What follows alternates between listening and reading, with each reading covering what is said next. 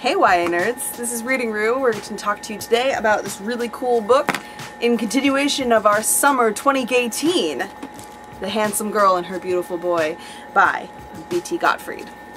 Gottfred? One or the other. G-O-T-T-R-F-R-E-D, rather. So that's this book. It's a big one. It's 420 pages. Wow! And it was published this year, May 8th, 2018. So it just came out a couple months ago, a little less.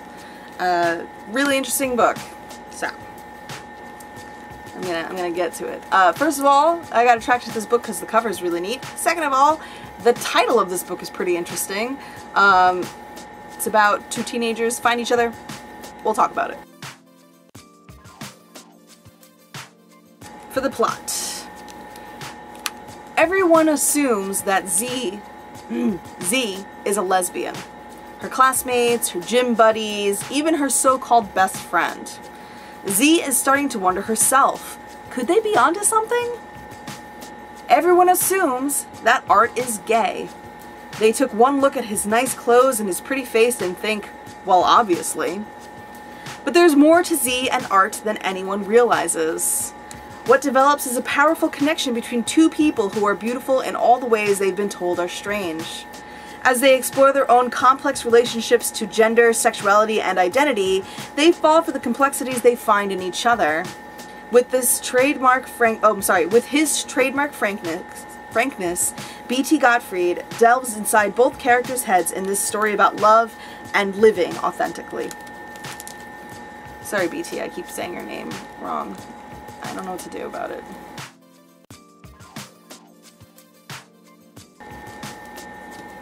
So, my thoughts on this book, I feel like the idea of exploring one's sexuality and gender identity are really fascinating.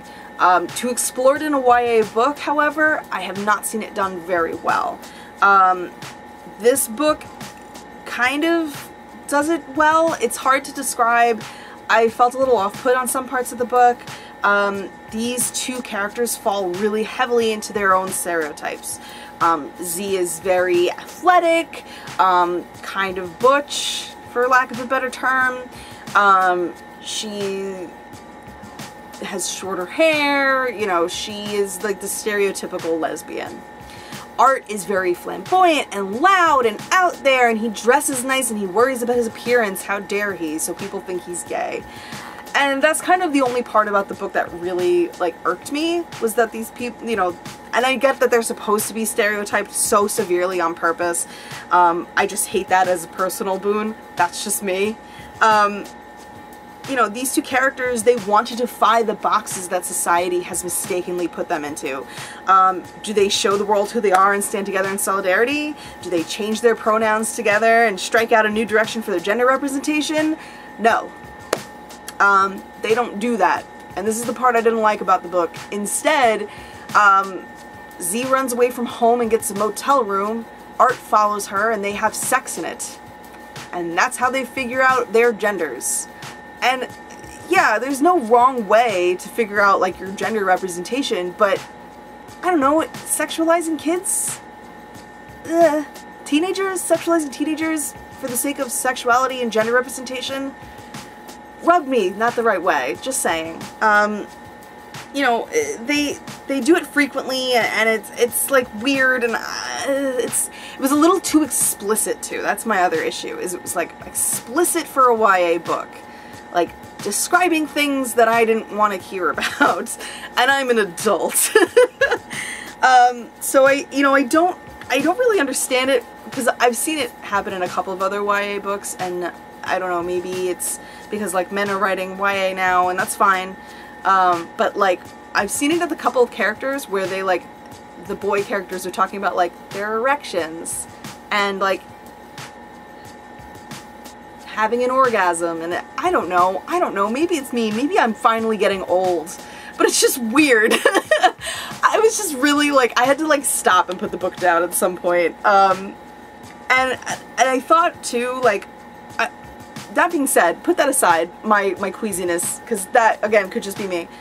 I finished the book in a day, I was having a bad day and I just needed a distraction. This book was perfect for that. I delved into it. I kind of lost time, sense, manner. I think it really helps that the characters have like a switching point of view, and it's literally like back and forth within pages of each other. For instance, art, Z. So usually I hate this. I hate this. I do not like this usually, but for some reason it worked really well in this book, and I think that reason has to do a lot with the fact that both Art and Z have a very strong voice.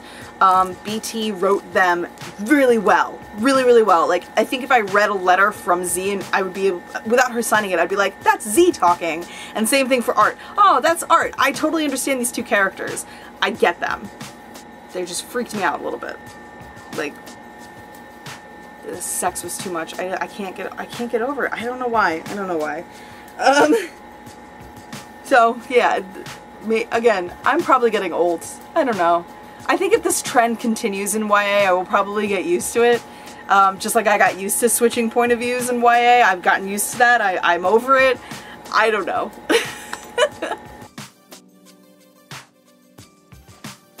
So there are a couple of tropes in this. Again, if you don't understand how the tropes work, this is a list of things that I've compiled together for your sake. It helps describe the book a little bit better in my opinion. I found this list while scouring articles on the internet, talking to other librarians, and just from my own memory and opinions about YA books. If you'd like to know what any of them mean, you can just simply scroll down to the description and they will be there for your pleasure? To scroll at your leisure for your pleasure? Got it. So here we go. We have Wrecking Ball endings, broken family units, Clueless Adults, Beauty Blind, Love at First Sight, and Only One Friend in the World.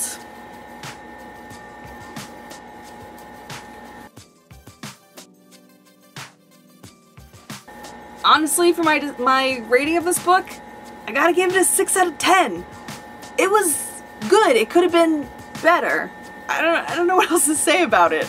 Again, maybe it's me. I still think it's worth reading just to read it, but if you get freaked out at certain parts like I did, there's no shame in putting down a book and not picking one up again. That's just how I feel. Life's too short to read all the books in the world. If you can't make it through it, you can't make it through it. Just do that. So, my favorite part of this book is kind of weird. This book is weird. It's weird because it shouldn't be my favorite part of the book. I just lost my grandmother 2 months ago. It'll be longer by the time this video goes up because I'm recording this way early.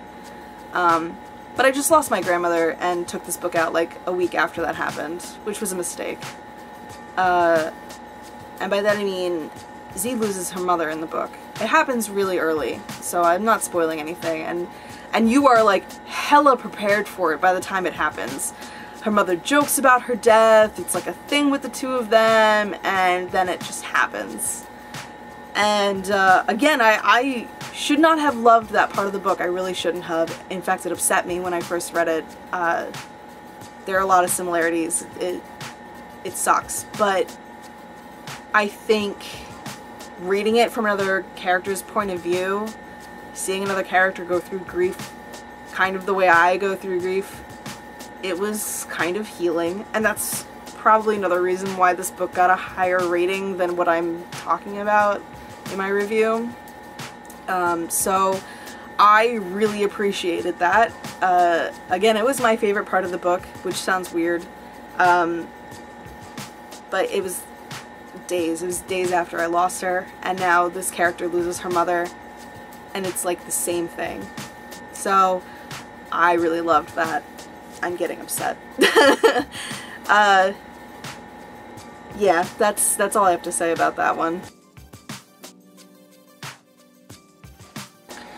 For age range, unfortunately, I gotta put this one at 17 and older, just because of the sexual situations. There are a lot of them. Also, they have like bad language, there's some cursing in it. I don't know if you want your kids exposed to that. Maybe a 16-year-old could handle it, but you'd have to talk to them about sex. And there's a lot of that, so keep that in mind. I'm not giving this rating to this book because it has queer characters in it. I'm simply stating that it has a lot of sexual situations, and some children should not, or if children are going to be exposed to that, you should prepare them for it. Especially teenagers. Especially since our two main characters have sex in a motel room. I don't know. Something you should talk to them about. That's all I'm saying. But yeah, so that's all I really have to say about this book. Sorry this review is so weird. This book is weird. In a good way. I still think it's worth reading, but that's me. Yeah, so I'll leave you guys with that, and take care, YA nerds.